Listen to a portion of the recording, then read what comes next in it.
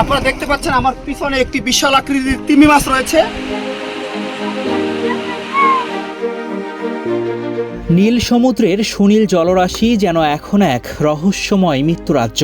পর্যটকদের আকর্ষণের কেন্দ্রবিন্দু কুয়াকাটা সৈকত এখন বারবার সাক্ষী হচ্ছে নীরব ট্র্যাজেডির। ঢেউয়ের তোড়ে প্রতিনিয়ত ভেসে আসছে একের পর এক সামুদ্রিক প্রাণীর নিথর দেহ। সমুদ্র কি তবে কোনো বড় বিপদের আগাম বার্তা দিচ্ছে?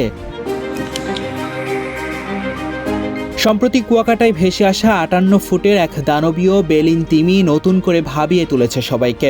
গত 2 দশকের মধ্যে এটি এই সৈকতে আসা সবচেয়ে বড় তিমি। শুধু কি তাই, পরিসংখ্যান বলছে গত 9 বছরে এখানে অন্তত 144টি ডলফিন আর 3টি বিশাল তিমির মরদেহ মিলেছে। আর চলতি বছরের মাত্র কয়েক মাসেই সেই তালিকায় যোগ হয়েছে আরও 10টি সামুদ্রিক প্রাণীর নাম। কিন্তু প্রশ্ন হলো, প্রকৃতির এই নির্মম মৃত্যুর শেষ কোথায়? একের পর এক ডলফিন আর তিমি মারা গেলেও রহস্যের জট কিন্তু খোলেনি। অভিযোগ রয়েছে, মাঠ পর্যায়ের পরিবেশ কর্মীরা বারবার তাগিদ দিলেও কোনো সুনির্দিষ্ট তদন্ত বা বৈজ্ঞানিক ফরেনসিক পরীক্ষা হচ্ছে না।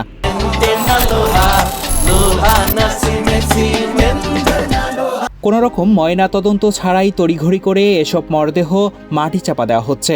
ফলে মৃত্যুর আসল কারণটা অন্ধকারেই থেকে যাচ্ছে অনেকটা। পরিবেশ গবেষকদের মতে ডলফিন হলো সমুদ্রের পরিবেশগত ভারসাম্যের লাইফলাইন। এদের এভাবে মরে যাওয়া মানে সমুদ্রের পরিবেশের ভারসাম্য মারাত্মকভাবে ভেঙে পড়েছে। অন্যদিকে মৎস্যবিজ্ঞানীদের মতে এই মৃত প্রাণীগুলোর কঙ্কাল যদি বৈজ্ঞানিক উপায়ে সংরক্ষণ করা যেত, তবে শিক্ষার্থীরা সামুদ্রিক জীববিদ্যা ও এদের দেহ গঠন সম্পর্কে অনেক কিছু জানতে পারত। কিন্তু কেন এই অকাল মৃত্যু? সাগরে চলাচলকারী জাহাজের ধাক্কা, জেলের জালে আটকে যাওয়া, নাকি খাদ্যের অভাব? সম্ভাব্য অনেক কারণের ভিড়ে সবচেয়ে বড় নীরব ঘাতক হিসেবে সামনে আসছে প্লাস্টিক দূষণ।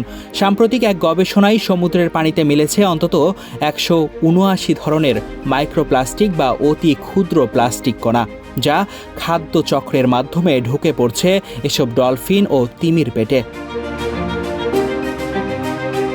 প্রকৃতির এই নীরব সংকেতকে অবহেলা করার সুযোগ আর নেই। সমুদ্রকে বাঁচাতে এবং এই সামুদ্রিক প্রাণীদের রক্ষায় এখন প্রয়োজন দীর্ঘমেয়াদী বৈজ্ঞানিক গবেষণা আর দ্রুত কার্যকর পদক্ষেপ।